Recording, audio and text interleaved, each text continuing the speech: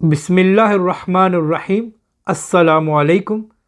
آپ دیکھ رہے ہیں یوٹیوب چینل عام سی باتیں، اور آج کی اس ویڈیو میں ہم آپ کو بتائیں گے کہ ابھی تک حافظ سعد حسین رضوی صاحب جو تحریک لبیک پاکستان کے امیر ہیں، ان کی ضمانت کیوں نہیں ہوئی اور اس کی اصل وجہ کیا ہے، اور دوسرا یہ کہ تحریک لبیک پاکستان پر جو حکومت پاکستان نے پابندی لگائی ہوئی ہے وہ کب تک ختم ہو جائے گی۔ تو پہلے بات کرتے ہیں جو تحریک لبیک پر پابندی لگی ہوئی ہے۔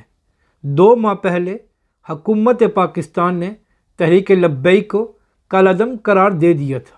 اس کے بعد تحریک لبیک پاکستان نے حکومت سے درخواست کی کہ آپ اپنا فیصلہ واپس لیں، کیونکہ تحریک لبیک پاکستان نے نہ ہی ریاست پاکستان کے خلاف، نہ ہی آئین پاکستان کے خلاف، اور نہ ہی پاکستان کے کسی ادارے کے خلاف کوئی بات کی ہے، نہ ہی کچھ اور کام کیا ہے۔ تو ہم محب وطن ہیں، اس لیے ہمارے اوپر سے یہ پابندی ہٹائی جائے۔ تو آج وفاقی کابینہ کا اجلاس ہوا تو انہوں نے وزارت داخلہ کے تحت ایک کمیٹی کی منظوری دے دی ہے جو تحریک لبیک کی درخواست پر فیصلہ دے گی کہ آیا ان پر سے پابندی ہٹنی چاہیے یا نہیں۔ اب ہم بات کرتے ہیں کہ حافظ سعد حسین رضوی صاحب کی ضمانت کیوں نہیں ہو رہی اور اس کی اصل وجہ کیا ہے۔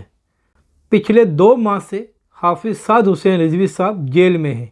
انہوں نے نہ ہی کبھی ریاست کے خلاف بات کی اور نہ ہی کبھی قانون کو ہاتھ میں لیا، مگر پھر بھی ان کی ضمانت نہیں ہو رہی، حالانکہ پاکستانی عدالتیں تو ان کو بھی ضمانت دے دیتی ہیں اور بیرون ملک بھیجنے کی بھی اجازت دے دیتی ہیں، جنہوں نے اس ملک کو لوٹ کر کھا لیا ہے۔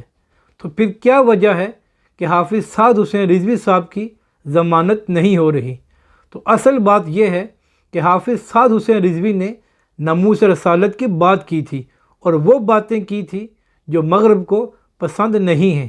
تو اب سے کچھ دنوں بعد FATF کا اجلاس ہو رہا ہے، اور حکومت پاکستان یہ نہیں چاہتی کہ اس سے پہلے حافظ سعد حسین رضوی صاحب کی ضمانت ہو جائے یا تحریک لبیک سے پابندی اٹھ جائے، کیونکہ اس سے FATF کے اجلاس میں یہ پیغام جائے گا کہ حکومت ان لوگوں کو سپورٹ کر رہی ہے جو ناموس رسالت کی بات بہت کھل کر کرتے ہیں اور ایسی باتیں کرتے ہیں جو مغرب کو پسند نہیں ہیں۔ تو اس لیے جب تک FATF کا اجلاس نہیں ہو جاتا اور پاکستان کے حق میں فیصلہ نہیں ہو جاتا، تو تب تک نہ ہی حافظ سعد حسین رضوی صاحب کی ضمانت ہوگی اور نہ ہی تحریک لبیک پاکستان سے پابندی اٹھے گی۔